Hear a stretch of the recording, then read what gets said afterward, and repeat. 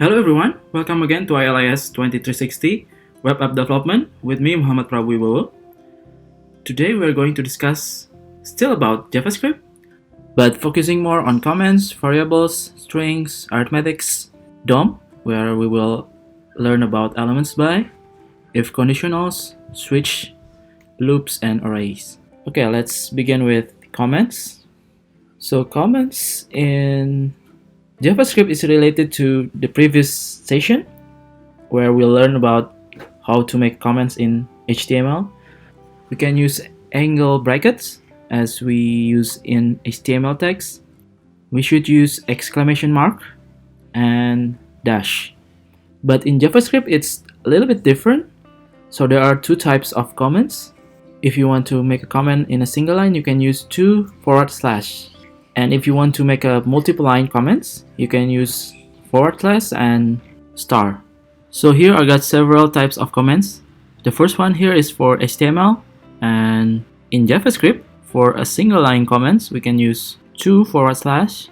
And if you want to make a comment for a long one, you can use / and star sign. And next we will learn about variables and operators. Variables in JavaScript is used to store data in memory. So it's act as a container for information you want to store. And the value can change during the script. And it can revert to a ref variable by name to see its value or change its value. And rules for variable names that it is case sensitive and it must begin with a letter or the underscore character. So if I have two variables, for example, the first one is lowercase and the second one is uppercase, they are not the same. So a variable can contain $sign and it contains only A to Z, both uppercase and lowercase, 0 to 9, underscore and $. And the first character cannot be a digit, and it is case sensitive, and it cannot include spaces and cannot be reserved words or keywords. So what are the reserved words? So these are the reserved words. You cannot use these words for your variables. And if you want to declare variables in JavaScript, you can use var to create variables. So var and space and then followed by the name of the variables.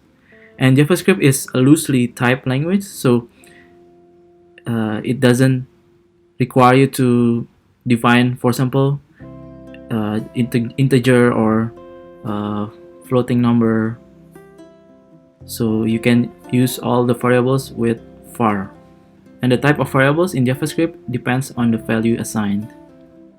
And you can also assign variables to have a value by using equal sign.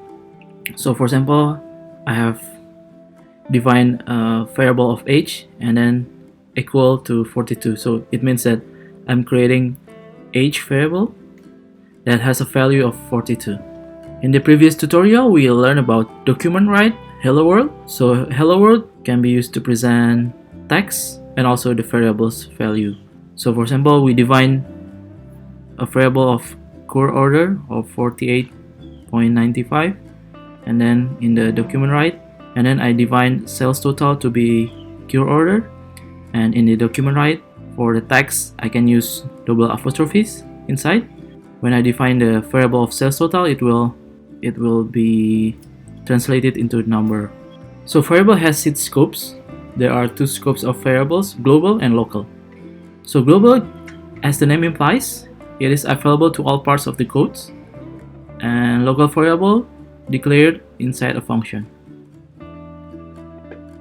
And local variable ceases to exist when the function ends, and keyword var is required. So the good programming technique is when you initiate a variable in JavaScript, you need to use var keyword. It clarifies where and when variable is used. So this is the example of the difference between global and local variable. So in global variable, as we can see, it's outside the function, and in local it is inside the function. So whenever the function is ended, the variable color of purple will also is not valid anymore. Whenever a variable is executed, it will prioritize the local one instead of the global one. So in JavaScript, there can be several literals. So in JavaScript, literals can be number, string, and boolean. So there are several elements of JavaScript.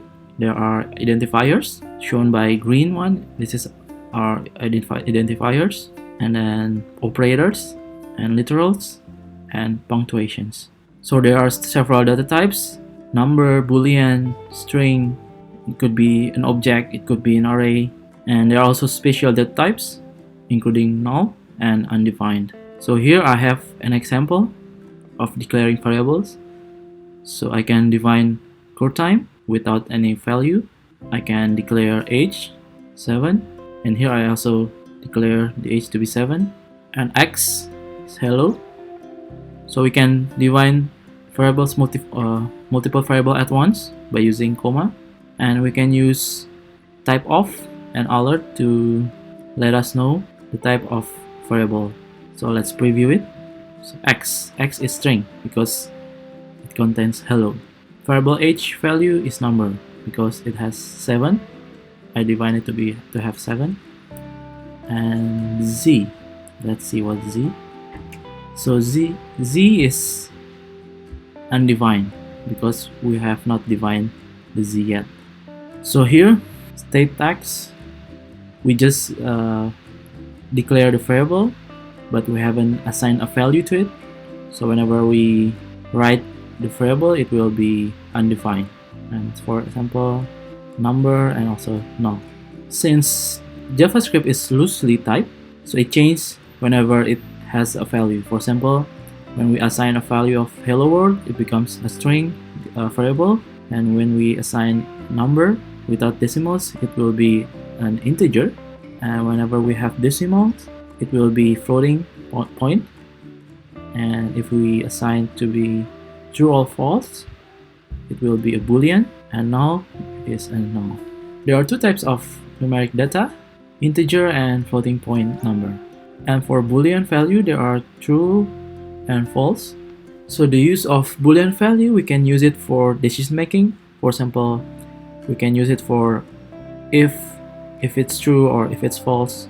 So we can use it for conditionals, and we can also use for comparison of data. It acts as a 0 or 1. And now we are working with strings.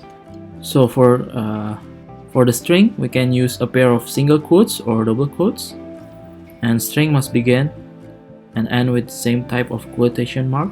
There are special characters for escape character, for example new line or tab. These are the example of escape characters. So for JavaScript, if you want to show backslash, you need to use double backslash, and if you want to have a backspace /b, and if you want to put a new line, you can use backslash n, null /0. This is the example. For example, document write, we wrote h1 and then paragraph break, and we define variable speaker and date. The results will be like this. You can pause the video and try it yourself. And we can use combination or plus sign. It's not only for arithmetics, we can use it for strings. So when we use plus, for example in here, destination Honolulu, plus is in space location Hawaii. So the result will be Honolulu is in Hawaii. We can use type of to understand type of variables. So here I have example when we are working with scripts. We can use document write. So if you want to show h1 here, you can use the tag h1 to combine JavaScript with HTML. When we preview it, so the results will be like this. Okay, now we are moving on to arithmetics. So JavaScript can be used to store numbers, integers, and floating points, and we can modify with arithmetics, assignment operators. We can compare, we can have logical operators and string operators. There are several basics arithmetics operators. For example, plus is to combine, dash is to subtract, star sign is to multiply, forward slash is to divide, Percentage acts as a modulus or reminder. And we can also implement augmented assignment operators. Plus equal is like variable plus by the number that follows after the equal sign. So we can try it. So here, let's preview it. So plus is to combine. You can pause the video if you want to take a note. So plus is to combine, dash is to subtract, star sign is to multiply, this is to divide, modulus. When we are using plus and equal, it's like variable added by the number following the equal sign. And if you want to use plus plus, so there are two types, the signs preceding the variable and after the variables. So for arithmetic unary, there's pre-increment, post-increment, pre-decrement, and post-decrement. So the difference is that when you put the pre-increment, it's like increment variable by 1 and use the new variable in the statement. And if you use post-increment, the increment variable by 1 but use the original variable value in the statement. Now we will learn about DOM. We can use elements by. DOM is document object model.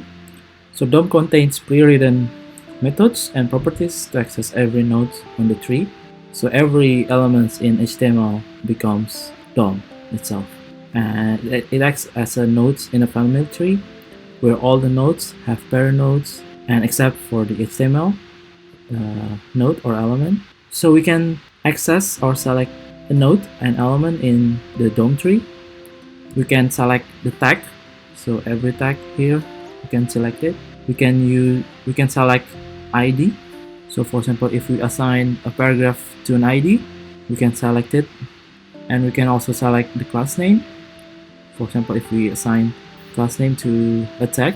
So the difference between ID and class is that ID can only be assigned to only one at a time, but class can be assigned to multiple tags or we can have multiple classes in a document. And you can always pause the video if you want to practice. So for example, if I if I have this document and I want to select ID, so here in the third paragraph, I have paragraph ID that has a content of test 1. So if I want to get elements by ID, I can use document.getElement by ID. Remember, there is no s here because ID can only appear one time in a document. So when we use this, it will change the ID of ID, change ID's content. So for example, if we disable this, so it will have test 1.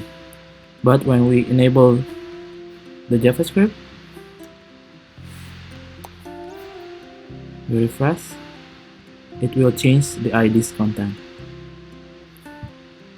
We can also select the class name by having get elements. So please aware that there is an s, because when we get elements by class name, it will generate an array of classes, because classes can appear multiple times in a document.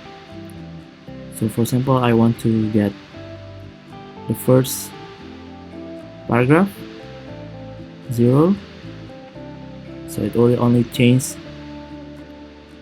the class first array. So I only have one class, test 2, it will change into this content. And we can also select by tag name. If I want to select a paragraph tag or p tag, so I have 1, 2, 3, 4, 5. So I have 5 paragraphs. So things to remember is that the array starts with 0. So when you have 5 arrays, it starts with 0, 1, 2, 3, 4. So 4 means 5th paragraph. So when we use it, document get elements by tag name, and we can also use button. So So here I have an example, and again you can pause the video if you want to try it. So whenever I preview it, JavaScript can change HTML content. So the main function of JavaScript is it can create interactive ways of presenting HTML documents. So whenever I click it, JavaScript changes the HTML document. So we can use get elements by ID. Now we learn about if conditionals. So we can put conditionals to our JavaScript project. We can use if statement. So if statement is like to check the condition, and if it's true, it will execute this statement. So it can be combined with Boolean logic and to construct a decision making that has multiple statements. So set of statements contained within a set of braces. So for example, if you only have two conditions, you can use if and else. So if the expression is true, it will execute the statements, but if it's false, it will switch to the next one. We can have several ifs by having nested if. So you can use if, else if. You can use if to check the first condition, and if you have second condition, you can use else if, and if you have third and fourth, you can use another else if, and the other case is you can use else. So the example, for else you don't need any expression, and if you have several or multiple conditions, you can use if first condition, and you can use else if for second conditions. For other condition, you can put in else.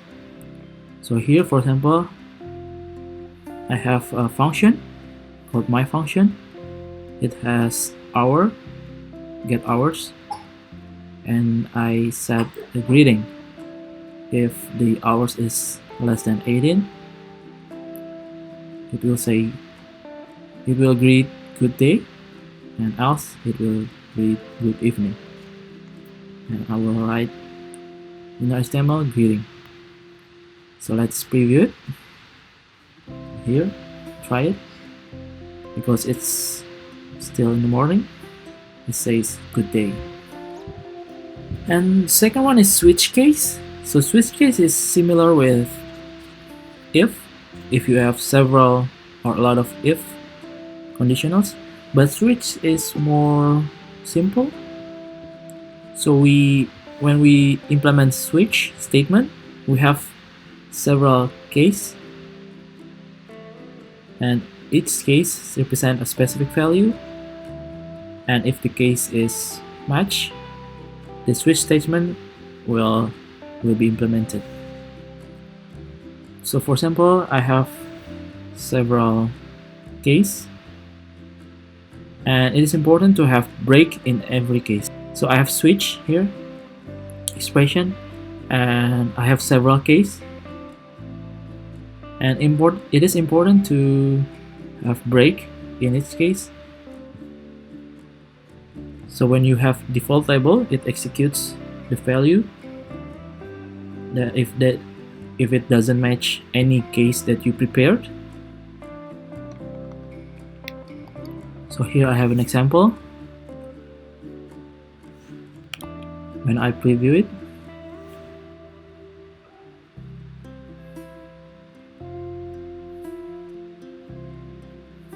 so I have defined X. Because X it doesn't match with any case, the default will be United States. So when I change it to Boston and I save it and I preview it, so it will return Massachusetts. You can pause the video if you want to practice with the codes.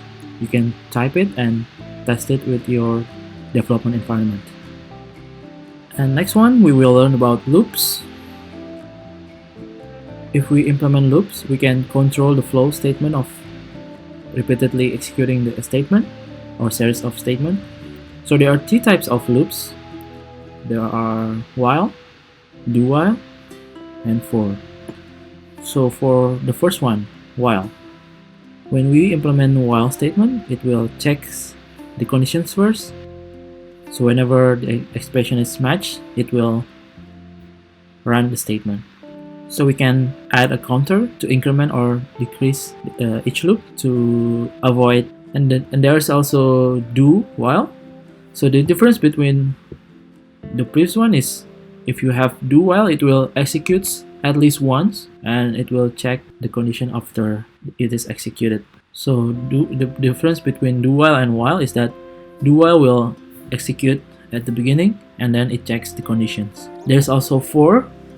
For statement is similar to while. So for is to repeat a statement or series of statement. It also can include the codes that initialize a counter. So for example, for, counter declaration, condition, counter operation, and statements.